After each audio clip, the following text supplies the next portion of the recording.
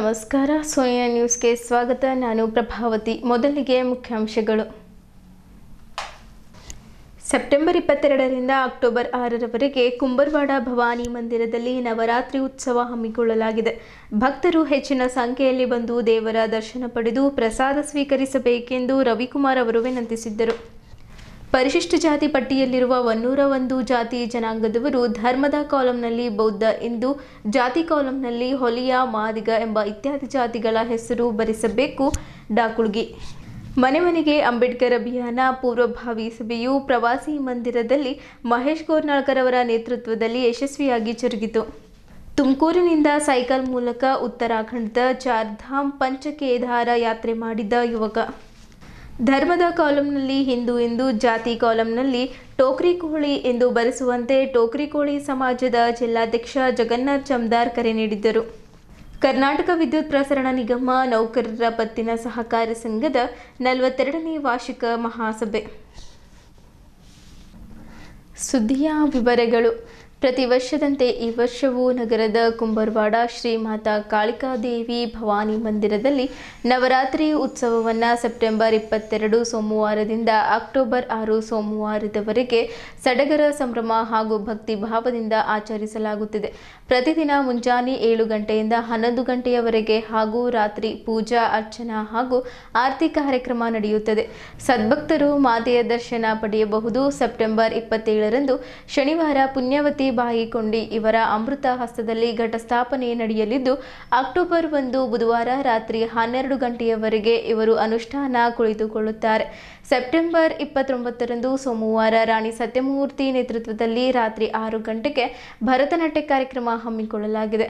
October 2ರಂದು ಗುರುವಾರ ವಿಜಯದಶಮಿ ದಸರಾ ದಿನದಂದು ಶ್ರೀ ಮಾತಾ ಕಾಳಿಕಾದೇವಿ ಪಲ್ಲಕ್ಕಿ ಮಧ್ಯಾಹ್ನ 2 ಗಂಟೆಗೆ ಕುಂಬರ್ವಾಡ ಮಂದಿರದಿಂದ ಪ್ರಾರಂಭವಾಗಿ ಹೂಗೇರಿ ಕ್ಷೇತ್ರದಿಂದ ಎಸ್ಪಿ ಬಂಗ್ಲಾ ಹೈದರಾಬಾದ್ ರೋಡ್ ಶ್ರೀ ಹನುಮಾನ್ ದೇವಾಲಯ ದರ್ಶನ ಪಡೆದು ಪುನಃ ಲಾಲ್ವಾಡಿ ಕ್ಷೇತ್ರದಿಂದ ಹಾಯ್ದು ರಾತ್ರಿ 10 ಗಂಟೆಗೆ ಕುಂಬರ್ವಾಡ ಕ್ಷೇತ್ರಕ್ಕೆ ತಲುಪುತ್ತದೆ. ಈ ಮೆರವಣಿಗೆಯಲ್ಲಿ ವಿವಿಧ ಕಾರ್ಯಕ್ರಮ ಹಮ್ಮಿಕೊಳ್ಳಲಾಗಿದೆ ಎಂದು ದೇವಸ್ಥಾನದ ಮುಖಂಡರಾದ ರವಿಕುಮಾರ್ ಅವರು ಮಾತನಾಡುತ್ತಾ ಹೇಳಿದ್ದರು. ಅಕ್ಟೋಬರ್ 6ರಂದು ಸೋಮವಾರ ಕೋಜಗಿರಿ ಪೂರ್ಣಿಮಾ ದಿವಸ ಮುಂಜಾನೆ 5 ಗಂಟೆಯಿಂದ 11 ಗಂಟೆಯವರೆಗೆ ಹಾಲು, ಮೊಸರು, ಸಕ್ಕರೆ, ತುಪ್ಪ ಇವುಗಳಿಂದ ಶ್ರೀಮಾತಾ ಅಭಿಷೇಕ ನಡೆಯಲಿದ್ದು, ಭಕ್ತಾದಿಗಳು ತಮ್ಮ ಅಮೃತ ಹಸ್ತದಿಂದ ಅಭಿಷೇಕ ಮಾಡಲು ಇದು ಒಂದೇ ದಿನ ತಮಗೆ ಗರ್ಭಗುಡಿಯಲ್ಲಿ ಅವಕಾಶ ಇರುತ್ತದೆ. ಸಮಸ್ತ ಸದ್ಭಕ್ತರು ಇದರಲ್ಲಿ ಭಾಗವಹಿಸಿ ಶ್ರೀ ಮಾತಾ ದರ್ಶನ ಪಡೆದು ಪುನೀತರಾಗಿರಿ. ಸಾಯಂಕಾಲ 5 ಗಂಟೆಯಿಂದ ರಾತ್ರಿ 11 ಗಂಟೆಯವರೆಗೆ ಮಹಾಪ್ರಸಾದ ವ್ಯವಸ್ಥೆ ಇರುತ್ತದೆ. ಇಡೀ ರಾತ್ರಿ ಭಜನೆ, ಸಂಗೀತ, ದರ್ಬಾರ ನಡೆಯುತ್ತದೆ. ಸದ್ಭಕ್ತರು ಈ ನವರಾತ್ರಿ ಉತ್ಸವದ ಎಲ್ಲ ಕಾರ್ಯಕ್ರಮಗಳಲ್ಲಿ ಭಾಗವಹಿಸಿ ಮಾತೆಯ ದರ್ಶನ ಪಡೆದು ಪುನೀತರಾಗಬೇಕೆಂದು ಕುಂಬರ್ವಾಡ ಶ್ರೀ ಮಾತಾ ಕಾಳಿಕಾ ದೇವಿ ಸಮಸ್ತ ಮಂಡಳಿ ಅಧ್ಯಕ್ಷ ವಿಜಯಕುಮಾರ್ ವಿ ಶೆಟ್ಟಿ ಪಾಟೀಲ್ ತಿಳಿಸಿದ್ದಾರೆ.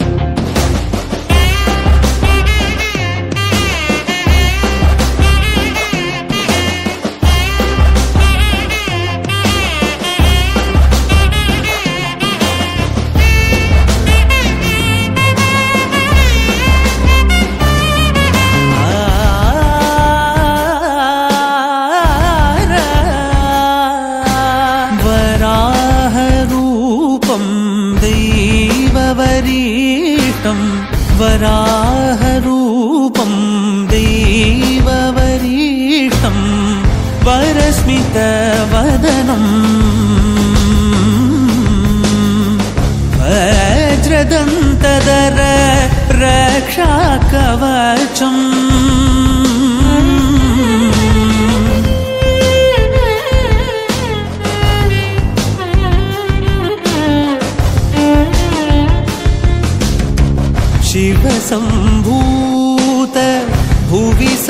ಸುಜಾತ ನಂಬಿದವಗಿಂಬು ಕೊಡುವವ ನೀತ ಸಾವಿರ ದೈವದ ಮನ ಸಂಪ್ರೀತ ಬೇಡುತ್ತ ನಿಂದೆವು ಆರಾಧಿಸುತ್ತ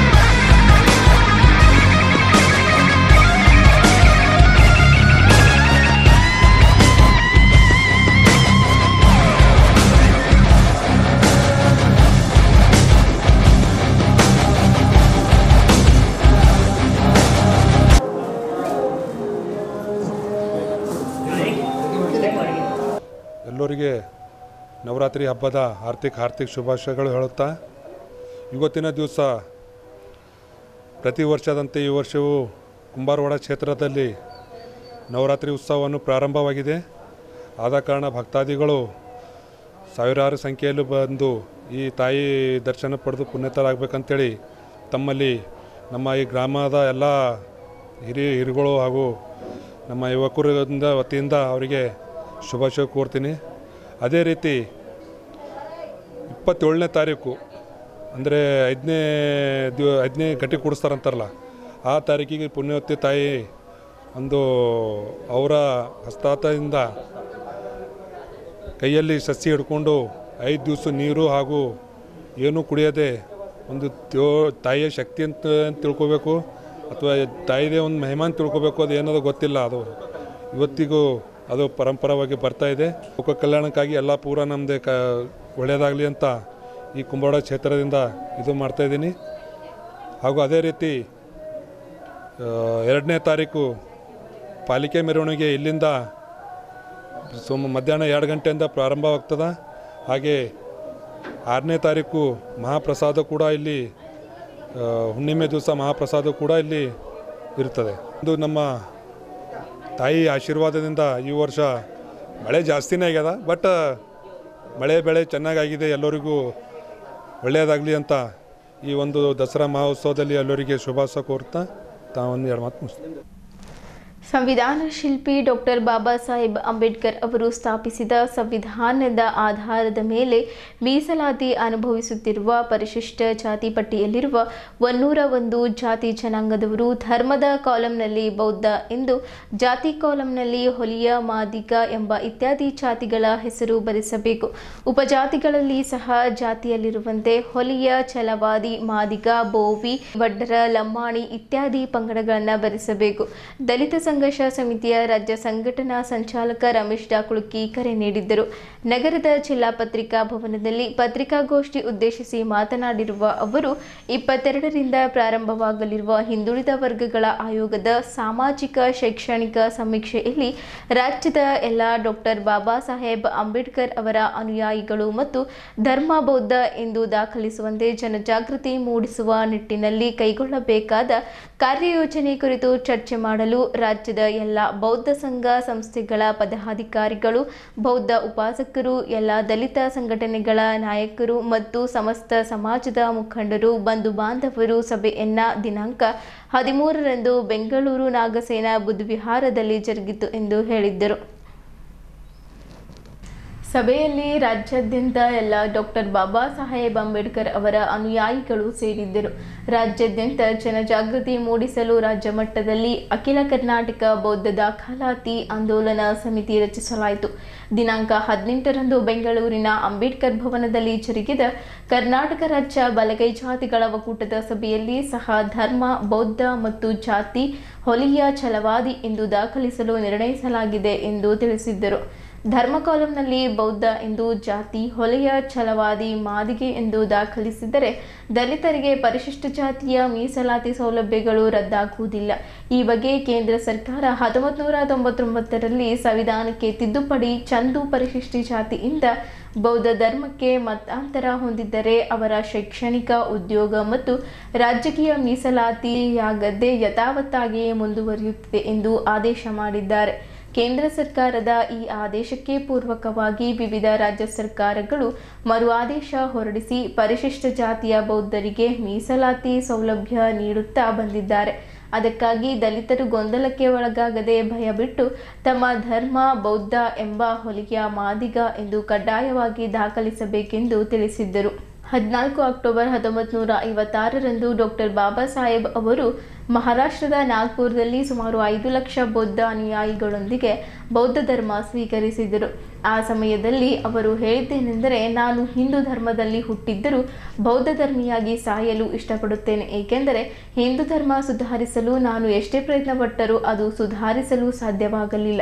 ಹಾಗಾಗಿ ಅಂಬೇಡ್ಕರ್ ಅವರು ಹೇಳಿದ್ದಂತೆ ತಾವೆಲ್ಲರೂ ಬೌದ್ಧ ಧರ್ಮ ಸ್ವೀಕರಿಸಿ ತಮ್ಮ ಮೀಸಲಾತಿ ಉಳಿಸಿಕೊಳ್ಳುವಂತೆ ಕರೆಕೊಟ್ಟರು. ಕೇಂದ್ರ ಸರ್ಕಾರ ಇತ್ತೀಚೆಗೆ ಜಾರಿಗೊಳಿಸಿದ್ದಂತೆ ಧರ್ಮದ ಕಾಲಂನಲ್ಲಿ ಹಿಂದೂ, ಬೌದ್ಧ, ಜೈನ, ಸಿಖ್ ಧರ್ಮ ಬಲಿಸಿದ್ದರೆ ಮೀಸಲಾತಿಯಾಗಲಿ ಅಥವಾ ಇತರೆ ಸೌಲಭ್ಯಗಳಿಂದ ವಂಚಿತರಾಗುವುದಿಲ್ಲ. ಆದರೆ ಮುಸ್ಲಿಂ ಹಾಗೂ ಕ್ರಿಶ್ಚಿಯನ್ ಧರ್ಮೀಯರಿಗೆ ಸಂವಿಧಾನದಲ್ಲಿ ಮೀಸಲಾತಿಯಿಂದ ದೂರ ಇಡಲಾಗಿದೆ ಎಂದು ಡಾಕುಳಿಗೆ ಸ್ಪಷ್ಟಪಡಿಸಿದ್ದರು. ವಿಜಯಪುರ ನಗರ ಶಾಸಕ ಹಾಗೂ ಮಾಜಿ ಕೇಂದ್ರ ಸಚಿವ ಬಸವನಗೌಡ ಪಾಟೀಲ್ ಯತ್ನಾಳ್ ಅವರು ಇತ್ತೀಚೆಗೆ ದಲಿತ ಮಹಿಳೆಯೊಬ್ಬಳು ಮಾತೆ ಚಾಮುಂಡೇದೇವಿಗೆ ಪೂಜೆ ಮಾಡಲು ಬರುವುದಿಲ್ಲ ಎಂದು ಹೇಳಿಕೆ ನೀಡಿ ಇಡೀ ಮಹಿಳಾ ಕುಲಕ್ಕೆ ಹಾಗೂ ದಲಿತ ಸಮುದಾಯಕ್ಕೆ ಅವಮಾನ ಮಾಡಿದ್ದಾರೆ. ಇಂತಹ ಬಾಲಿಶ ಹೇಳಿಕೆ ನೀಡುವ ಯತ್ನಾಳ್ರ ಹೇಳಿಕೆ ಇಡೀ ದಲಿತ ಸಮುದಾಯವು ಖಂಡಿಸುತ್ತದೆ ಎಂದರು. ಡಿಎಸ್ಎಸ್ ಜಿಲ್ಲಾ ಸಂಚಾಲಕ ತುಕಾರಾಮ್ ಲಾಡಕರ್ ಮಾತನಾಡಿದರು. ಪದಾಧಿಕಾರಿಗಳಾದ ರಮೇಶ್ ಮಂದಕನಹಳ್ಳಿ, ಶಿವರಾಜ್ ಲಾಡಕರ್, ವಿಠಲ್ ಲಾಡ್ಕರ್, ರಾಜ್ಕುಮಾರ್ ಚಂದನ್, ಅಂಕುಶ್ ಡಾಂಗೆ, ಅಂಬರೀಶ್ ಅತಿವಾಳ್, ರವೀಂದ್ರ ಪಾಲ್ಕಿ ಹಾಗೂ ಇತರರು ಪತ್ರಿಕಾಗೋಷ್ಠಿಯಲ್ಲಿದ್ದರು. ಕರ್ನಾಟಕ ರಾಜ್ಯದಲ್ಲಿ ಒಂದು ಶೈಕ್ಷಣಿಕ, ಸಾಮಾಜಿಕ ಜನಗಣತಿ ಪ್ರಾರಂಭ ಆಗ್ತಾ ಇದೆ. ಇದು ಹಿಂದುಳಿದ ವರ್ಗಗಳ ಕಲ್ಯಾಣ ಇಲಾಖೆ ವತಿಯಿಂದ ನಡೀತಾ ಇದೆ. ಇದು ಕರ್ನಾಟಕದಲ್ಲಿರ್ತಕ್ಕಂಥ ಎಲ್ಲ ಜಾತಿ, ಎಲ್ಲ ಧರ್ಮದ ಜನರ ಶೈಕ್ಷಣಿಕ ಮತ್ತು ಸಾಮಾಜಿಕ ಅಭಿವೃದ್ಧಿಯನ್ನು ದಾಖಲಿಸೋಗೋಸ್ಕರ ಸನ್ಮಾನ್ಯ ಸಿದ್ದರಾಮಯ್ಯನವರು ಮತ್ತು ಸರ್ಕಾರ ಈ ಒಂದು ನಿಟ್ಟಿನಲ್ಲಿ ಕಾರ್ಯೋನ್ಮುಖವಾಗಿದೆ. ಇದರಲ್ಲಿ ಈಗಾಗಲೇ ಎಲ್ಲ ಧರ್ಮ ಜಾತಿಗಳು ಸಭೆ ಸೇರಿ ತಮ್ಮ ತಮ್ಮ ಧರ್ಮದ ಕಾಲಂನಲ್ಲಿ ಏನು ನಮೂದಿಸಬೇಕು, ಜಾತಿ ಕಾಲಂನಲ್ಲಿ ಏನು ನಮೂದಿಸಬೇಕು ಅಂತಕ್ಕಂಥ ಆಯಾ ತಮ್ಮ ತಮ್ಮ ಜಾತಿಗಳಿಗೆ ಸಂದೇಶವನ್ನು ಕೊಡ್ತಾ ಇದ್ದಾರೆ. ನಾವು ಕರ್ನಾಟಕದಲ್ಲಿ ಇವತ್ತು ನಮ್ಮ ಸಭೆ ನಿರ್ಣಯದಂತೆ ಡಾಕ್ಟರ್ ಬಾಬಾ ಸಾಹೇಬ್ ಅಂಬೇಡ್ಕರ್ ಅವರು ಒಂದು ಕನಸನ್ನು ಕಂಡಿದ್ದರು. ಭಾರತ ದೇಶವನ್ನು ಬೌದ್ಧಮಯ ದೇಶವನ್ನಾಗಿ ಮಾಡೋದ್ರ ಮುಖಾಂತರ ಭಾರತದಲ್ಲಿ ಸಾಮಾಜಿಕ ಸಮಾನತೆ, ಜಾತಿ ಸಮಾನತೆಯನ್ನು ತರಬೇಕನ್ನುವಂಥ ಒಂದು ಪ್ರಯತ್ನ ಬಾಬಾ ಸಾಹೇಬ್ ಅಂಬೇಡ್ಕರ್ ಅವರ ಕನಸಾಗಿತ್ತು. ಆ ದಿಸೆಯಲ್ಲಿ ಬಾಬಾ ಸಾಹೇಬ್ ಅಂಬೇಡ್ಕರ್ ಅವರು 1956ರಲ್ಲಿ ಸುಮಾರು ಲಕ್ಷಾಂತರ ಜನ ತನ್ನ ಅನುಯಾಯಿಗಳೊಂದಿಗೆ ಬೌದ್ಧ ಧರ್ಮದ ಕಡೆ ಮರಳಿ ಮನೆಗೆ ಅಂತಕ್ಕಂಥ ಒಂದು ಟೈಟಲಲ್ಲಿ ಬಾಬಾ ಸಾಹೇಬ್ ಅಂಬೇಡ್ಕರ್ ಧರ್ಮಾಂತರಗೊಳ್ತಾರೆ. ಅವ್ರ ಉದ್ದೇಶ ಇಷ್ಟೇ ಇತ್ತು, ಭಾರತವನ್ನು ಬೌದ್ಧಮಯ ಮಾಡ್ತೀನಿ ಅಂದರೆ ಇಡೀ ಭಾರತದಲ್ಲಿ ಇರ್ತಕ್ಕಂಥವ್ರು ಎಲ್ಲರೂ ಬೌದ್ಧರಾಗೋದಿಲ್ಲ, ಆದರೆ ಮೌಢ್ಯ ವಿರೋಧಿ ಭಾರತ, ವಿಜ್ಞಾನ ಭಾರತ, ಬುದ್ಧರ ಕನಸೇನಾಗಿತ್ತು, ಮೌಢ್ಯ ವಿರೋಧಿ ಭಾರತ, ವಿಜ್ಞಾನ ಭಾರತವನ್ನು ಕಟ್ಟುವುದೇ ಭಗವಾನ್ ಬುದ್ಧರ ಒಂದು ಆಶೆಯಾಗಿತ್ತು. ಆ ದಿಕ್ಕಿನಲ್ಲಿ ಇವತ್ತು ಬೌದ್ಧ ಧರ್ಮವನ್ನು ಬ್ರಾಹ್ಮಣರ ಆದಿಯಾಗಿ ಹಿಡಿದು ಎಲ್ಲ ಧರ್ಮ ಸಮಾನತೆ ಬಯಸುವಂಥ ಮನಸ್ಸುಗಳು ಇವತ್ತು ಬೌದ್ಧ ಧರ್ಮದ ಅನುಯಾಯಿಗಳಾಗಿದ್ದಾರೆ. ಅದರ ಅಧಿಕೃತವಾಗಿ ಅದು ಇಷ್ಟು ದಿನ ಅದು ಪಾಲಿನಲ್ಲಿ ಇರಲಿಲ್ಲ. ಅದು ಕರ್ನಾಟಕದಲ್ಲಿ ಇವತ್ತು ದಲಿತ ಸಮುದಾಯ ಅಂದರೆ ವಿಶೇಷವಾಗಿ SC ಪಟ್ಟಿಯಲ್ಲಿರ್ತಕ್ಕಂಥ 101 ಸಮುದಾಯಗಳು ಬಾಬಾ ಸಾಹೇಬ್ ಅಂಬೇಡ್ಕರ್ ಅವರು ಕೊಟ್ಟಂಥ ಮೀಸಲಾತಿ ಫಲಾನುಭವಿಗಳಾಗಿದ್ದಾರೆ, ಮೀಸಲಾತಿ ಹಕ್ಕನ್ನು ಪಡಿತಾ ಇದ್ದಾರೆ. ಅವರ ಕಾನೂನು ರಕ್ಷಣಾತ್ಮಕ ಕಾನೂನನ್ನು ಪಡಿತಾ ಇದ್ದಾರೆ.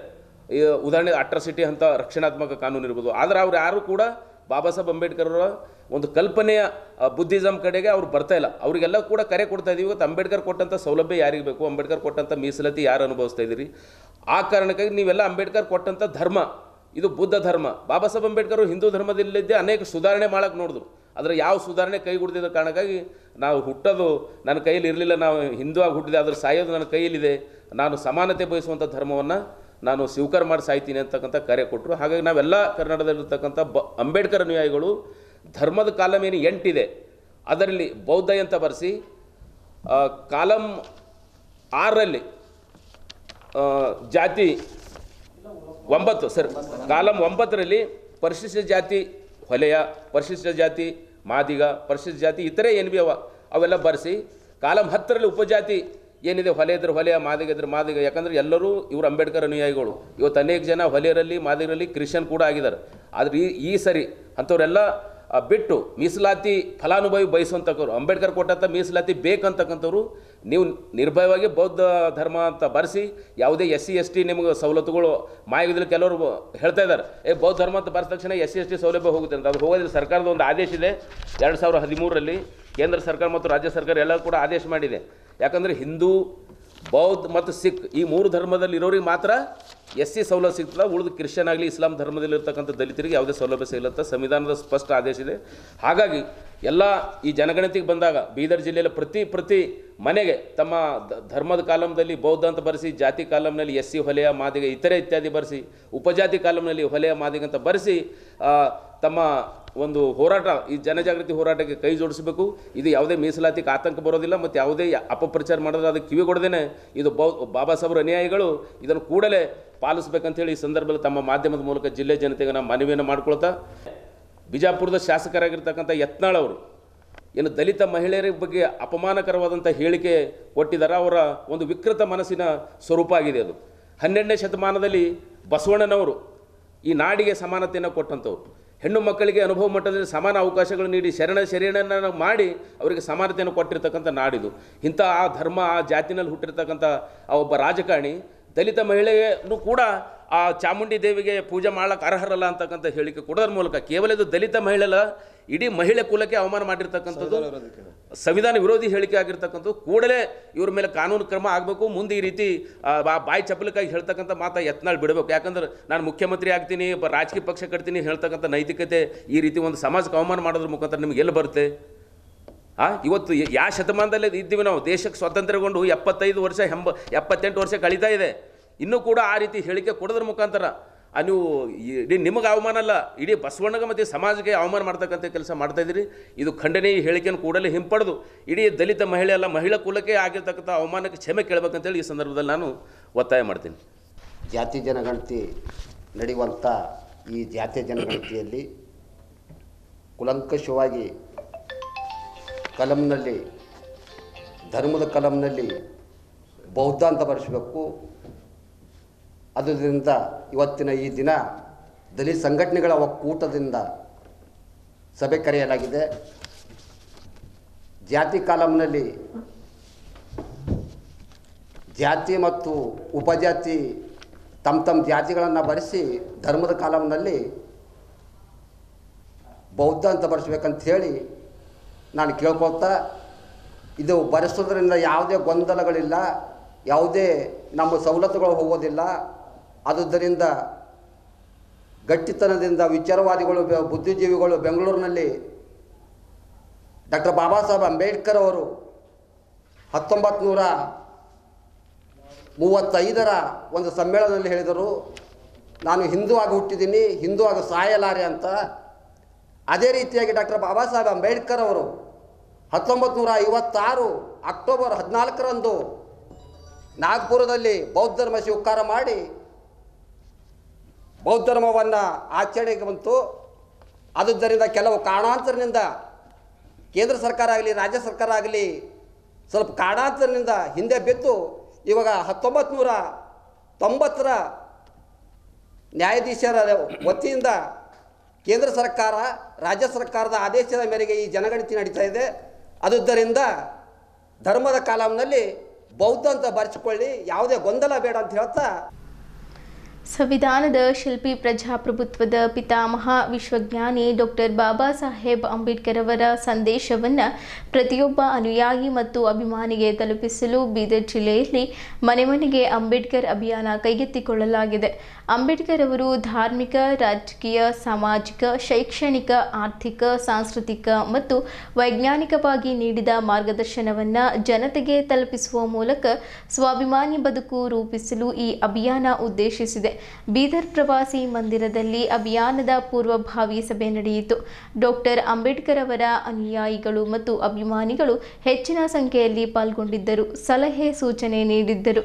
ಮನೆ ಮನೆಗೆ ಅಂಬೇಡ್ಕರ್ ಅಭಿಯಾನ ಮುಖ್ಯಸ್ಥರಾದ ಮಹೇಶ್ ಕೋರ್ನಾಳ್ಕರ್ ಅವರ ನೇತೃತ್ವದಲ್ಲಿ ಯಶಸ್ವಿಯಾಗಿ ಜರುಗಿತು.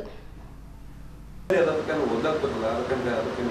ಆಸಕ್ತಿನೇ ಇಲ್ಲ ಅಥವಾ ಅದಕ್ಕೆ ಆರ್ಥಿಕ ಸಂಕಷ್ಟ ಈ ಥರ ಎಲ್ಲ ತಿಳ್ಕೊಂಡು ನಾವು ಏನು ಮಾಡ್ತೀವಿ ಮಾಡ್ತಿರ್ತಾರೆ ಅಂತ ಅನಿಸ್ತಿದೆ. ಸುಮಾರು ಎಷ್ಟು 25 ಮಕ್ಕಳು ಅಂತವು ಅನಾಥ ಮಕ್ಕಳು 800 ಮಕ್ಕಳಾಗ 25 ಮಕ್ಕಳು ತಾಯಿಲ್ಲ ತಂದಿಲ್ಲ ಅಜ್ಜಿ ಬಲ್ಲಿ. ಇವತ್ತು ಆ ಮಕ್ಕಳು ಡಿಗ್ರಿ ಓದಿ ಈಗ ನೌಕರಿ ಹಿಡ್ದಾರೆ. ಈಗಂತವ್ರು ಎಲ್ಲಿ ಭೇಟಿಯಾದಾಗ ಸರ್ ಜಮೀನು ಸರ್ ನಮಸ್ಕಾರ ಸರ್, ಯಾರಪ್ಪ ನೀವು ಸರ್ ನಾನು ನೋಡಿದ್ದೀನಿ ಸರ್, ಹಬ್ಬದಾಗಿದ್ದು ನೌಕರಿ ಇಟ್ಟಿದ್ದು ಹಬ್ಬದಾಗ ಹೇಳಿ ಮಾಲಕರಿಗೆ ಹೇಳಿ ಎಲ್ಲ ಶಾಲೆಗೆ ನಮ್ಮ ರೆಗ್ಯುಲರ್ ಕಳಿಸ್ತೀವಿ ಸರ್, ನಾನು ಡಿಗ್ರಿ ಓದಿದೆ, FD ಇದೆ, SD ಇದೆ, ಡಿಗ್ರಿ ಅಂದ್ರೆ ಆ ಮಕ್ಕಳು ನಾವು ಹೆಲ್ಪ್ ಮಾಡಿದ್ರೆ ಫ್ಯೂಚರ್ದಾಗ ಒಂದು ನೆನಪಿರ್ತಾರೆ ಅವ್ರ ಲೈಫ್ ಐತಿ. ಸೊ ಅದಕ್ಕಾಗಿ ನಾವು ಡ್ರಾಪ್ಔಟ್ ಏನು ಅದಲ್ಲ, ಡ್ರಾಪ್ಔಟ್ ಏನು ಉದ್ದೇಶದಿಂದ ಆಗ್ಲತ್ತೋಗಿ ನಾವು ದುಡ್ಡಕ್ಕೆ ನಾವು ಶಾಲೆಗೂ ಸಂಪರ್ಕ ಜನರ ಮಕ್ಕಳಿಗೆ ಹೆಂಗೆ ನೋಡಿದಾಗ ನಮ್ಮ ಮಕ್ಕಳಿಗೆ ನೋಡೋಲ್ಲ. ಊಟದಾಗಲಿ, ಕೆಲಸ ಹೊತ್ತಿನಾಗಲಿ, ಹೋಮ್ವರ್ಕ್ ಕೊಡೋದಾಗಲಿ, ಅವರು ಕೆಲಸ ಹೊತ್ತಿನ ಸಹಿತ ನಮ್ಮ ಮಕ್ಕಳಿಗೆ ಹಿಂಗೆ ಕೂಡಿಸ್ತಾವ ಹುಷಾರಿದ್ರಿ ವ್ಯವಸ್ಥೆ. ಸೊ ಅದಕ್ಕಾಗಿ ನಾವು ಈ ಟೀಮಿನ ಮುಖಾಂತರ ನಾವು ಶಾಲೆಗಳಿಗೆ ಹೋಗಿ ಸಹಿತ ಶಿಕ್ಷಕರಿಗೆ ಅವೇರ್ನೆಸ್ ಮಾಡಬೇಕು. ಯಾಕಂದ್ರೆ ಅನ್ಎಜುಕೇಟೆಡ್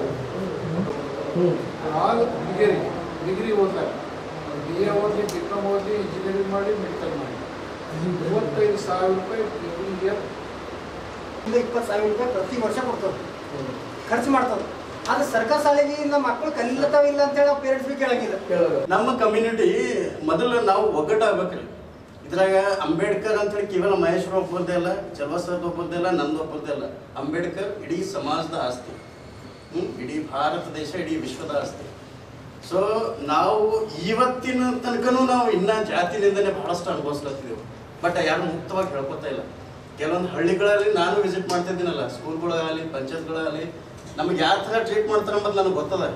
ಬಟ್ ಮುಕ್ತವಾಗಿ ಹೇಳ್ಕೊಳಕ್ಕೆ ಅದು ಆಗ್ತಿಲ್ಲ. ಅದು ನೋವು ಅಂಬದು ಅದು ಯಾರು ಮುಂತಾರಲ್ಲ ಅವ್ರಿಗೆ ಗೊತ್ತದ ಆ ನೋವು. ಸೊ ನಾವು ಮನೆ ಮನೆ ಅಂಬೇಡ್ಕರ್ ಅಭಿಯಾನ ಇದು ಪ್ರತಿಯೊಂದು ಗ್ರಾಮಗಳಲ್ಲಿ ಆಗಬೇಕು. ಈ ಮನೆ ಮನೆ ಅಂಬೇಡ್ಕರ್ ಅಭಿಯಾನದಲ್ಲಿ ಪ್ರಪ್ರಥಮವಾಗಿ ಹೆಚ್ಚಿನ ಸಂಖ್ಯೆಯಲ್ಲಿ ಪ್ರತಿಯೊಬ್ಬರೊಬ್ಬರು ವಿಚಾರ ಸಂಕಿರಣಗಳು ಮಾಡಬೇಕು. ಅದು ಯಾರೇ ಸಂಸ್ಥೆದವರಾಗಲಿ, ಸಂಘಟನೆದವರಾಗಲಿ, ಅಥವಾ ಯಾರೇ ಆಗಲಿ ವಿಚಾರ ಸಂಕಿರಣ ಮೊದಲನೇದಿರಬೇಕು. ಅದಾದ ಬಳಿಕ ಬುದ್ಧವರ ನಮ್ಮ ನಡೆ ಬುದ್ಧವರ ಕಡೆ ಹೆಚ್ಚಿರ್ಬೇಕು. ಯಾಕಂದ್ರೆ ಬಾಬಾ ಸಾಹೇಬರು ತೋರಿಸ್ಕೊಟ್ಟಿದ್ದು ನಮ್ಮ ಬುದ್ಧವರು. ಸೊ ಅಂಬೇಡ್ಕರ್ ಮನೆ ಮನೆ ಅಭಿಯಾನ ಅಂಬೇಡ್ಕರ್ ಹಾಗೂ ಬುದ್ಧವರ ಇವ್ರಿಗೆ ತೊಗೊಂಡು ನಾವು ಪ್ರತಿಯೊಂದು ಗ್ರಾಮಗಳಲ್ಲಿ, ಪ್ರತಿಯೊಂದು ಹಳ್ಳಿಗಳಲ್ಲಿ ನಮ್ಮ ಜನಗಳಿಗೆ ಮೊದಲು ನಾವು ಸಾಕಷ್ಟು ನಾವು ಒಗ್ಗೂಡಿಸ್ಬೇಕು. ಯಾಕೆ ನಮ್ಮಲ್ಲಿ ಹೆಂಗದ ಬಹಳಷ್ಟು ಇವು ವೈಮನಸ್ಸದ. ತುಮಕೂರು ಜಿಲ್ಲೆಯ ಶ್ವೇತಕಮಠ ಪೂರಿ ಬೆಳ್ಳಾವಿ ಮೂಲದ ಶಿವಾನಂದ್ ಸಿಯು ಅವರು ಜುಲೈ 1ರಂದು ಪ್ರಾರಂಭಿಸಿದ ಸೈಕಲ್ ಯಾತ್ರೆಯ ಮೂಲಕ ಉತ್ತರಾಖಂಡದ ಪವಿತ್ರ ಚಾರ್ಧಾಮ್, ಕೇದಾರ್ನಾಥ್, ಬದ್ರಿನಾಥ್, ಗಂಗೋತ್ರಿ, ಯಮುನೋತ್ರಿ ಹಾಗೂ ಪಂಚಕೇದಾರ, ಮಧ್ಯಮಹೇಶ್ವರ, ತುಂಗನಾಥ, ರುದ್ರನಾಥ, ಕಲ್ಪೇಶ್ವರ, ಮಹಾದೇವ ದರ್ಶನ ಮಾಡಿ ಸೆಪ್ಟೆಂಬರ್ 21ರಂದು ಬೀದರ್ ತಲುಪಿದ್ದಾರೆ. ಬೀದರ್ನಲ್ಲೂ ಜಡ್ನ ನರಸಿಂಹಸ್ವಾಮಿ ದೇವಾಲಯದ ಅರ್ಚಕರು ಹಾಗೂ ಸ್ಥಳೀಯರು ಅವರನ್ನು ಆತ್ಮೀಯವಾಗಿ ಸ್ವಾಗತಿಸಿದರು. ನಂತರ ಅವರು ಬೀದರ್ನ ಗುರುದ್ವಾರ ಹಾಗೂ ಪಾಪನಾಶ ದೇವಸ್ಥಾನದ ದರ್ಶನ ಮಾಡಿದ್ದರು. ಇದುವರೆಗೆ ಅವರು ಸುಮಾರು 6200 ಕಿಲೋಮೀಟರ್ ಸೈಕಲ್ ಯಾತ್ರೆ ಪೂರ್ಣಗೊಳಿಸಿದ್ದು, ತಮ್ಮ ಗ್ರಾಮ ತಲುಪಲು ಇನ್ನೂ 670 ಕಿಲೋಮೀಟರ್ ಬಾಕಿ ಇದೆ ಎಂದು ತಿಳಿಸಿದ್ದಾರೆ. ತಮ್ಮ ಯಾತ್ರೆಯ ಉದ್ದೇಶವನ್ನು ವಿವರಿಸಿದ ಶಿವಾನಂದ್ ಅವರು ರೈತರ ಏಳಿಗೆಗೆ ಹಾಗೂ ದೇಶದ ಒಳಿತಿಗಾಗಿ ದೇವರಲ್ಲಿ ಪ್ರಾರ್ಥನೆ ಮಾಡುತ್ತಾ ಜನರಲ್ಲಿ ಪರಿಸರ ಜಾಗೃತಿ ಮೂಡಿಸುವುದು, ವಿಶೇಷವಾಗಿ ಪ್ಲಾಸ್ಟಿಕ್ ಬಳಕೆಯನ್ನು ಕಡಿಮೆ ಮಾಡಬೇಕೆಂಬ ಸಂದೇಶವನ್ನು ಹಂಚುವುದು ನನ್ನ ಧ್ಯೇಯ ಎಂದು ಹೇಳಿದ್ದರು. ಈ ಯಾತ್ರೆ ಅವರ 3ನೇ ಸೈಕಲ್ ತೀರ್ಥಯಾತ್ರೆಯಾಗಿದೆ.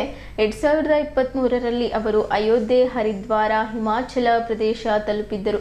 2024ರಲ್ಲಿ ಭಾರತದ 12 ಜ್ಯೋತಿರ್ಲಿಂಗ, ನೇಪಾಳ, ಬಾಂಗ್ಲಾದೇಶ್ ಗಡಿ ಹಾಗೂ ಚಾರ್ಧಾಮ್ ಸೈಕಲ್ ಯಾತ್ರೆ ಮುಗಿಸಿದ್ದರು.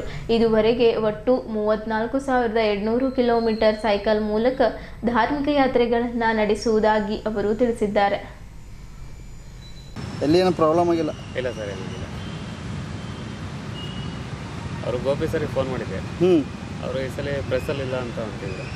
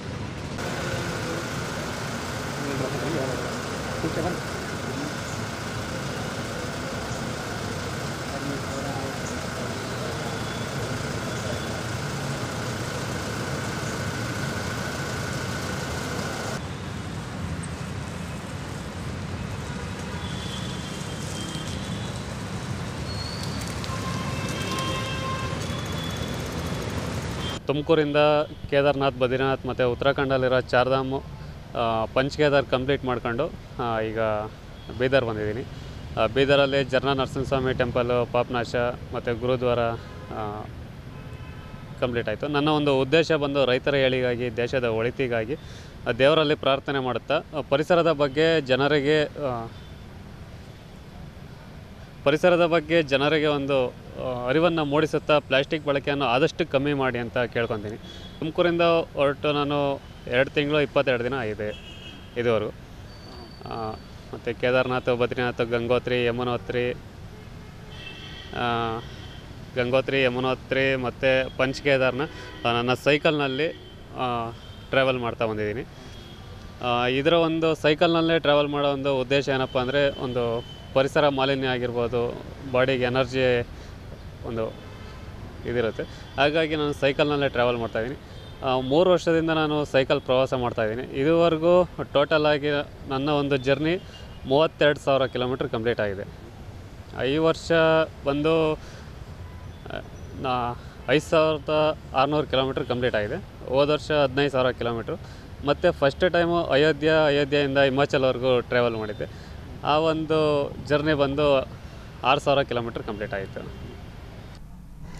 ಬೀದರ್ ನಗರದ ಜಿಲ್ಲಾ ಪತ್ರಿಕಾ ಭವನದಲ್ಲಿ ಸುದ್ದಿಗೋಷ್ಠಿ ಉದ್ದೇಶಿಸಿ ಟೋಕ್ರಿಕೋಳಿ ಸಮಾಜದ ಜಿಲ್ಲಾಧ್ಯಕ್ಷ ಜಗನ್ನಾಥ್ ಜಮದಾರ್ ಮಾತನಾಡುತ್ತಾ, ನಮ್ಮ ಜಿಲ್ಲೆಯಲ್ಲಿ 2,25,000 ನಮ್ಮ ಸಮಾಜ ಬಾಂಧವರಿದ್ದರೂ ಸಹ ಕಾಂತರಾಜ್ ವರದಿಯಲ್ಲಿ ಅದನ್ನು ಕಡಿಮೆ ಸಂಖ್ಯೆಯಲ್ಲಿ ತೋರಿಸಲಾಗಿದೆ. ರಾಜ್ಯದಲ್ಲಿ ಸುಮಾರು 40 ಲಕ್ಷಕ್ಕೂ ಅಧಿಕ ಜನಸಂಖ್ಯೆ ಇದ್ದರೂ ಸಹ ಬರೀ 25 ಲಕ್ಷದಷ್ಟೇ ಜನಸಂಖ್ಯೆ ತೋರಿಸುವ ಮೂಲಕ ನಮ್ಮ ಸಮಾಜಕ್ಕೆ ಅನ್ಯಾಯವಾಗಿದೆ. ಹಾಗಾಗಿ ಈ ಅನ್ಯಾಯ ಸರಿಪಡಿಸಲು ಹಿಂದುಳಿದ ವರ್ಗಗಳ ಆಯೋಗ ಹಮ್ಮಿಕೊಂಡಿರುವ ಸಾಮಾಜಿಕ ಹಾಗೂ ಶೈಕ್ಷಣಿಕ ಸಮೀಕ್ಷೆಯಲ್ಲಿ ಧರ್ಮದ ಕಾಲಂ 8ರಲ್ಲಿ ಕಡ್ಡಾಯವಾಗಿ ಹಿಂದೂ ಮತ್ತು ಕಾಲಂ 9ರಲ್ಲಿ ಜಾತಿ ಕಾಲಂನಲ್ಲಿ ಟೋಕ್ರಿಕೋಳಿ ಎಂದು ಬರೆಸುವಂತೆ ಜಮದಾರ್ ಕರೆ ಕೊಟ್ಟರು. ಸಂಘದ ಉಪಾಧ್ಯಕ್ಷ ಸುನಿಲ್ ಖಾಶಂಪೂರ್ ಈ ಸಂದರ್ಭದಲ್ಲಿ ಮಾತನಾಡಿ, ಸಂವಿಧಾನದಲ್ಲಿಯೇ ನಮ್ಮ ಜಾತಿ ಕಾಲಂಗೆ ಒಂದು ಕೋಡ್ ಕೊಡಲಾಗಿದೆ. ಅದು C-22.2 ಎಂದು ನಮೂದಿಸಲಾಗಿದೆ. ಜಿಲ್ಲೆಯ ನಮ್ಮ ಸಮಾಜದ ಎಲ್ಲ ಬಾಂಧವರು ಜಾಗೃತರಾಗಿ ಇದೇ ಫಾರಂನಲ್ಲಿರುವ 60 ಪ್ರಶ್ನೆಗಳಿಗೆ ಸಮರ್ಪಕವಾಗಿ ಉತ್ತರಿಸಿ ಮೇಲೆ ತಿಳಿಸಿದಂತೆ ಧರ್ಮದ ಕಾಲಂನಲ್ಲಿ ಹಿಂದೂ ಎಂದು, ಜಾತಿ ಕಾಲಂನಲ್ಲಿ ಟೋಕ್ರಿಕೋಳಿ ಎಂದು ಕಡ್ಡಾಯವಾಗಿ ಬರೆಸಬೇಕು. ಉಳಿದ ಯಾವುದೇ 10 ಅಥವಾ 11ಕ್ಕೆ ಉತ್ತರಿಸುವ ಅಗತ್ಯವಿಲ್ಲವೆಂದು ಸ್ಪಷ್ಟಪಡಿಸಿದ್ದರು. ಸಂಘದ ಉಪಾಧ್ಯಕ್ಷ ಸುನಿಲ್ ಖಾಶಂಪುರ್ ಹಾಗೂ ಸಮಾಜದ ಯುವ ಮುಖಂಡ ಸುನಿಲ್ ಭಾವಿಕಟ್ಟಿ ಮಾತನಾಡಿ ಎಸ್ಟಿ ಟೋಕ್ರಿ ಕೋಳಿ ಕಾಲಂ ಸಿ 22.2ರಲ್ಲಿ ಸಹ ಎಸ್ಟಿ ಟೋಕ್ರಿ ಕೋಳಿ ಎಂದು ನಮೂದಿಸಿದ್ದು, ಬ್ಯಾಕ್ವರ್ಡ್ ಬಿಸಿ ಕಾಲಂ 1146ನಲ್ಲಿಯೂ ಎಸ್ಟಿ ಟೋಕ್ರಿ ಕೋಳಿ ಎಂದು ನಮೂದಿಸುವ ಮೂಲಕ ನಮ್ಮ ಸಮಾಜದ ಬಾಂಧವರಲ್ಲಿ ಗೊಂದಲ ಸೃಷ್ಟಿ ಮಾಡಲು ಆಯೋಗ ಈ ರೀತಿ ನಮೂದಿಸಿದೆ ಎಂದು ಅಸಮಾಧಾನ ವ್ಯಕ್ತಪಡಿಸಿದರು. ಜಿಲ್ಲಾ ಟೋಕ್ರಿ ಕೋಳಿ ಸಮಾಜ ನೌಕರರ ಸಂಘದ ನೂತನ ಅಧ್ಯಕ್ಷ ರಾಜ್ಕುಮಾರ್ ಕರುಣೆ, ಪ್ರಧಾನ ಕಾರ್ಯದರ್ಶಿ ಮಾರುತಿ ಬಾಪ್ನೂರ್, ಸಮಾಜದ ಜಿಲ್ಲಾ ಪ್ರಧಾನ ಕಾರ್ಯದರ್ಶಿ ಮಾರುತಿ ಮಾಸ್ಟರ್, ಮುಖಂಡರಾದ ಶರಣಪ್ಪ ಕಾಶಂಪುರ್, ಷಣ್ಮುಖಪ್ಪ ವಾಲೇಕರ್, ರಾಜ್ಕುಮಾರ್ ಜಮದಾರ್, ಚಂದ್ರಕಾಂತ್ ಹಳಕೇಡ್ಕರ್, ತುಕಾರಾಮ್ ಸೇರಿದಂತೆ ಇತರರು ಇದ್ದರು. ಕರ್ನಾಟಕ ರಾಜ್ಯದಲ್ಲಿ ಬೀದರ್ ಜಿಲ್ಲೆಯಲ್ಲಿ 8 ತಾಲೂಕುಗಳು ಬರ್ತಾ ಇದ್ದಾವೆ. ಮೊದಲನಾಗಿ ಬೀದರ್ ದಕ್ಷಿಣ, ಚಿಡುಗುಪ್ಪ, ಬಸವ ಕಲ್ಯಾಣ್, ಹುಲ್ಸೂರ್, ಕಮಲ್ ನಗರ್, ಔರಾದ್, ಹೀಗೆ 8 ತಾಲೂಕುಗಳಲ್ಲಿ ನಮ್ಮ ಜನಸಂಖ್ಯೆ ಕಮಸ್ಯ ಕಮ್ ಇಲ್ಲಂದರೆ 2,25,000 ಜನ ಇದ್ದು, ನಾವು ಯಾವುದೇ ಇವತ್ತಿನವರೆಗೆ ಸವಲತ್ತುಗಳನ್ನು ST ಸರ್ಟಿಫಿಕೇಟ್ ಇದ್ದು, ST ಟೋಕ್ರಿ ಕೋಳಿ ಸರ್ಟಿಫಿಕೇಟ್ ಇದ್ದು ಕೂಡ ನಾವು ಸವಲತ್ತುಗಳು ತಗೋತಾ ಇಲ್ಲ. ಯಾಕೆ ಸವಲತ್ತುಗಳು ತಗೋತಾ ಇಲ್ಲ ಅಂದ್ರೆ ನಮ್ಮ ಜನ ಭಾಳ ಹಿಂದುಳಿದ ಸಮಾಜ ಇದೆ. ಹಾಗಾಗಿ ಏನದ ಅಂದ್ರೆ ಈ ಸಮಾಜಕ್ಕೆ ಏನು ನಮ್ಮ ಸರ್ಟಿಫಿಕೇಟ್ನಲ್ಲಿ ಏನು ಬರೆಸಬೇಕು, ನಾವು ಶೈಕ್ಷಣಿಕ ಒಂದು ಸಮೀಕ್ಷೆ ಆಗ್ತಾ ಇದೆ, ಇದರಲ್ಲಿ ಏನು ಬರೆಸಬೇಕು ಎಂಬುದು ನಮ್ಮ ಸಮಾಜದಲ್ಲಿ ಜ್ಞಾನ ಇಲ್ಲ. ಅದಕ್ಕೋಸ್ಕರ ಇವತ್ತು ನಾವೇನದಂದ್ರೆ ಪ್ರತಿ ಒಂದು ಜಿಲ್ಲಾ ಪಂಚಾಯತ್, ಪ್ರತಿ ತಾಲೂಕಾ ಪಂಚಾಯತ್ ಮತ್ತು ಪ್ರತಿ ಗ್ರಾಮ ಪಂಚಾಯತ್ ಹೋಗಿ ಏನದಂದ್ರೆ ನಾವು ಅರಿವು ಮೂಡಿಸ್ತಕ್ಕಂಥ ಕೆಲಸ ನಾವು ಬೀದರ್ ಜಿಲ್ಲಾ ಟೋಕ್ರಿ ಕೋಳಿ ಸಮಾಜ ಹಾಗೂ ನೌಕರ ಸಂಘದ ಎಲ್ಲ ಈ ನೌಕರ ಸಂಘದ ಎಲ್ಲ ಅಧ್ಯಕ್ಷರು ಉಪಾಧ್ಯಕ್ಷರು ಎಲ್ಲರೂ ನಾವೇನದ ಅಂತಂದ್ರೆ ಊರೂರಿಗೆ ಓಡಾಡಿ ಏನದ ಅಂತಂದ್ರೆ ನಾವು ಸಮೀಕ್ಷೆಯಲ್ಲಿ ಕೇಳಲು ಬಂದಾಗ ನಮ್ಮ ಮನೆ ಬಾಗಿಲಿಗೆ ಅವ್ರು ಬಂದಾಗ ನಾವು ಏನು ಬರೆಸಬೇಕು ಅಂಥೇಳಿ ಪ್ರಥಮವಾಗಿ ಧರ್ಮ ಅಂತ ಏನು ಬರ್ತದ ಅದರಲ್ಲಿ ಹಿಂದೂ ಅಂತ ಬರಬೇಕು. ಮತ್ತು ಅದರ ಬಲ್ಲಿ ಸೆಕೆಂಡ್ 9ನೇ ಕಾಲಮ್ನಲ್ಲಿ ST ಟೋಕ್ರಿ ಕೋಳಿ ಅಂತ ಬರೆಸಬೇಕು. ಮತ್ತು ಮುಂದೇನದಂತಂದ್ರೆ 2 ಕಾಲಮ್ಗಳು ನಮ್ಗೆ ಅನ್ವಯಿಸಲ್ಲ. ಅದಕ್ಕಾಗಿ ನಾವು ಅದ್ರ ಬಾರೆದಾಗ ಏನು ವಿಚಾರ ಮಾಡಪ್ಲೇನೂ ಇಲ್ಲ. ನಾವು ಏನೇ ಬರೆದ್ರೂ ST ಟೋಕ್ರಿ ಅಂಥೇಳಿ ಪ್ರತಿಯೊಂದರಲ್ಲಿ ನಾವು ಏನದಂತಂದ್ರೆ ಬರೆಸಂಥ ವ್ಯವಸ್ಥೆ ನಮ್ಮ ಬೀದರ್ ಜಿಲ್ಲೆಯ ಎಲ್ಲ ಟೋಕ್ರಿ ಕೋಳಿ ಸಮಾಜದ ಎಲ್ಲ ಬಾಂಧವರಲ್ಲಿ ನನ್ನ ಕಳಕಳಿ ವಿನಂತಿಯಿಂದ ನಾನು ಕೇಳ್ಕೊತೀನಿ. ಸಮೀಕ್ಷೆ ಅವರ ತಮ್ಮ ಮನೆ ಬಾಗಿಲಿಗೆ ಬಂದಾಗ ತಾವು ಲಾಪರವಾಹಿ ಮಾಡದೆ ಆಗೊತ್ತಿನ ಯಾವುದಾದ್ರೂ ಕೆಲಸ ಇದ್ದಾಗ ಕೂಡ ಅದನ್ನು ಕೆಲಸ ಬದಿಗಿಟ್ಟು ಬರ್ಸಂಥ ಕೆಲಸ ನೀವು ಮಾಡಬೇಕು. ಆ ಸರ್ಟಿಫಿಕೇಟ್ ಬರ್ಸೋದ್ರಲ್ಲಿಂದ ನಿಮ್ಮದೇನದಂತಂದ್ರೆ ನೀವು ಮಾಡ್ತಕ್ಕಂಥ ಕೆಲಸ ಇವತ್ತೇನದಂತಂದ್ರೆ ನೀವು ಇವತ್ತು ಒಂದು ನೌಕರಿಗಾಗಲಿ ಚಾಕರಿಗಾಗಲಿ ನಿಮ್ಗೆ ಹಾಸ್ಟೆಲ್ ಸಿಗ್ತಕ್ಕಂಥ ಸವಲತ್ತುಗಳಾಗಲಿ ಅನೇಕ ಯಾವುದೇ ಒಂದು ನಮಗೆ ST ಟೋಕ್ರಿ ಕೋಳಿದ ಸಿಗ್ತಕ್ಕಂಥ ಎನಿ ಸವಲತ್ತು ನಮಗೆ ಸಿಗ್ತಾವಂತ ಕಲಿಸಿ ತಮ್ಮಲ್ಲಿ ಕಳ್ಕಳಿ ನಾನು ವಿನಂತಿ ಮಾಡ್ಕೊಳ್ತೀನಿ. ನಮ್ಮ ಸಮಾಜ ಅತಿ ಬಡತನದಲ್ಲಿ ಇದ್ದಂಥ ಸಮಾಜ ಮತ್ತು ಯಾವುದೇ ರೀತಿಯಾದ ಸೌಲಭ್ಯವನ್ನು ತೊಡ್ಕೊಂಡಿಲ್ಲ ಇಲ್ಲಿವರೆಗೂ. ಮತ್ತು ಈ ಸಮೀಕ್ಷೆ ನಮ್ಮ ಕ್ಯಾರೆಕ್ಟರಿಸ್ಟಿಕ್ಸ್, ನಮ್ಮ ಜಾತಿಯ ಏನಿದೆ ಸ್ಟೇಟಸ್ ಅದು ಗೊತ್ತಾಗುತ್ತೆ. ನಾವು ಸುಮಾರು 70 ವರ್ಷದ ಸ್ವತಂತ್ರ ಸಿಕ್ಕಿ ಇಲ್ಲಿವರೆಗೂ ಬಹಳಷ್ಟು ನಾವು ಯೋಜನೆ ನಮ್ಮ ಮನೆ ತನಕ ಬಂದಿಲ್ಲ. ಈ ಒಂದು ಸಮೀಕ್ಷೆ ಮುಖಾಂತರ ನಾವು ಏನಿದ್ದೀವಿ, ನಮ್ಮಲ್ಲಿ ಎಷ್ಟು ಗಾಡಿ ಇವೆ, ಮನೆ ಇವೆ, ನಾವು ಎಷ್ಟು ಹಿಂದುಳಿದೇವೆ ಅಂತ ಎಲ್ಲ ನಿಖರವಾಗಿ ಮಾಹಿತಿಯನ್ನು ಒದಗಿಸುತ್ತೆ. ಆ ಮಾಹಿತಿ ಪ್ರಕಾರ ಮುಂದಿನ ದಿನಗಳಲ್ಲಿ ಯೋಜನೆಯನ್ನು ರೂಪುಗೊಳ್ಳುತ್ತೆ. ಆ ಯೋಜನೆಯೇ ನಮಗೆ ಸಿಗಲಿಕ್ಕೆ ಪ್ರಾರಂಭ ಆಗುತ್ತೆ. ಮತ್ತು ವಿಶೇಷವಾಗಿ ನಾವು ಈ ಒಂದು ಇದರೊಳಗೆ ಜಾತಿ 8ನೇ ನಮ್ಮ ಅಧ್ಯಕ್ಷರು ಈಗ ಹೇಳಿದ್ದಾರೆ, 8ನೇ ಕಾಲಮ್ನಲ್ಲಿ ಧರ್ಮ ಅಂತ ಬರ್ತದೆ, ಹಿಂದೂ ಬರೆಸಬೇಕು. 9ನೇ ಕಾಲಮ್ ಬಹಳ ಮುಖ್ಯವಾಗಿದ್ದು ST ಟೋಕ್ರಿ ಕೋಳಿ. ಅದು ಒಂದು ಕ್ರಮ ಸಂಖ್ಯೆ ಅಂದರೆ ಕೋಡನ್ನು ಕೊಟ್ಟಿದ್ದಾರೆ ನಮ್ಮ ಪರಿಶಿಷ್ಟ ಜಾತಿ ಪರಿಶಿಷ್ಟ ಪಂಗಡಿಗೆ C22.20. ಇದು ಬಹಳ ಮುಖ್ಯವಾಗಿದ್ದು ಅದೊಂದು ನಮೂನೆ ಬರೆಸಬೇಕು ಮತ್ತು ಇದು ಎಚ್ಚರಿಕೆಯಿಂದ ವಹಿಸಬೇಕು. ಪ್ರತಿಯೊಬ್ಬರು ಯಾವುದೇ ಕೆಲಸ ಕಾರ್ಯಗಳನ್ನು ಬಿಟ್ಟು ಇದರೊಳಗೆ ತೊಳ್ಕೊಂಡು ಒಂದು 15 ದಿನದೊಳಗೆ ನಮ್ಮ ಮುಕ್ತಾಯ ಆಗುತ್ತೆ. ಎಲ್ಲರೂ ಜಾಗೃತಿಯಿಂದ ನಮ್ಮೆಲ್ಲರೂ ಸೇರಿಕೊಂಡು, ಯಾಕಂದರೆ ಇದು ಒಬ್ಬರದಲ್ಲ, ಇದ್ರ ಪೂರ ನಮ್ಮ ಜಾತಿ ಏನಿದೆ ಅಂತಕ್ಕಂಥದ್ದು ಇದು ಗೊತ್ತಾಗುತ್ತೆ. ಅದರೊಳಗೆ 60 ಕಾಲಮ್ ಕೊಟ್ಟಿದ್ದಾರೆ. ನಮ್ಮ ಜಮೀನು ಇರ್ಬೋದು, ಮನೆ ಇರ್ಬೋದು, ಶಿಕ್ಷಣ ಇರ್ಬೋದು, ಇನ್ನಿತರ ಎಲ್ಲ ದಾಖಲೆನೂ ಇದು ಒಳಪಡುತ್ತೆ. ನಮ್ಮ ಹಿನ್ನೆಲೆ ಏನಿದೆ ಅಂತ ಇದ್ರೊಳಗೆ ಗೊತ್ತಾಗುತ್ತೆ. ಇದರ ಅನುಸಾರ ಮುಂದಿನ ಯೋಜನೆಗಳು ರೂಪುಗೊಳ್ಳುತ್ತೆ. ಇದು ಕರ್ನಾಟಕ ಸರ್ಕಾರಕ್ಕೆ ಭಾಳ ಸ್ವಾಗತಿಸ್ತೇನೆ. ಭಾಳ ದಿಟ್ಟವಾದ ನಿರ್ಧಾರ ತೆಗೆದುಕೊಂಡು ಈ ಒಂದು ಸಮೀಕ್ಷೆ ಮಾಡ್ತದೆ. ಪ್ರತಿಯೊಬ್ಬರು ಕೂಡ ಇದು ಅನುಕೂಲ ಆಗುತ್ತೆ ಅಂತಕ್ಕಂಥದ್ದು ಮಾತಾಡುತ್ತಾ, ನೌಕರರ ಪತ್ತಿನ ಸಹಕಾರ ಸಂಘ ಬೀದರ್ ಇದರ 42ನೇ ವಾರ್ಷಿಕ ಮಹಾಸಭೆ ಕರ್ನಾಟಕ ವಿದ್ಯುತ್ ಪ್ರಸರಣ ನಿಗಮ ನೌಕರರ ಸಭಾಭವನದಲ್ಲಿ ಭವ್ಯವಾಗಿ ಜರುಗಿತು. ಸಭೆಯ ಅಧ್ಯಕ್ಷತೆಯನ್ನು ಸಂಘದ ಅಧ್ಯಕ್ಷರಾದ ಮಹೇಶ್ ಕಾಳೆ ವಹಿಸಿದ್ದರು. ಉಪಾಧ್ಯಕ್ಷ ರಾಜ್ಕುಮಾರ್ ಕರುಣೆ ಹಾಗೂ ನಿರ್ದೇಶಕರು ಅಧಿಕಾರಿಗಳು ಜ್ಯೋತಿ ಬೆಳಗಿಸುವ ಮೂಲಕ ಕಾರ್ಯಕ್ರಮವನ್ನು ಉದ್ಘಾಟಿಸಿದರು. ಅಧ್ಯಕ್ಷರಾದ ಮಹೇಶ್ ಕಾಳೆ ಅವರು ವಾರ್ಷಿಕ ವರದಿ ಮಂಡಿಸಿ 2024-25ನೇ ಸಾಲಿನಲ್ಲಿ ಸಂಘಕ್ಕೆ ರೂಪಾಯಿ 2 ಕೋಟಿಗಿಂತ ಮೇಲೆ ನಿವ್ವಳ ಲಾಭ ಗಳಿಕೆಯಾಗಿದೆ ಎಂದು ತಿಳಿಸಿದ್ದರು. ಈ ಬಾರಿ 12% ಲಾಭಾಂಶವನ್ನು ಸದಸ್ಯರಿಗೆ ವಿತರಿಸಲಾಗುವುದು ಎಂದು ಪ್ರಕಟಿಸಿದರು.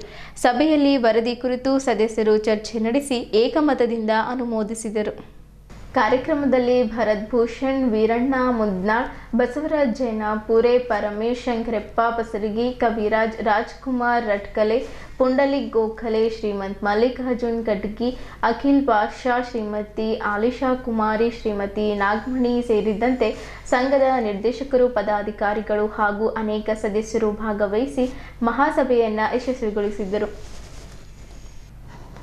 ಇಲ್ಲಿಯವರೆಗೂ ಸುದ್ದಿ ಕೊಟ್ಟಿದ್ದು ನಾನು ಪ್ರಭಾವತಿ. ಮುಂದಿನ ಸುದ್ದಿಯೊಂದಿಗೆ ಮತ್ತೆ ಭೇಟಿಯಾಗೋಣ. ವಂದನೆಗಳು.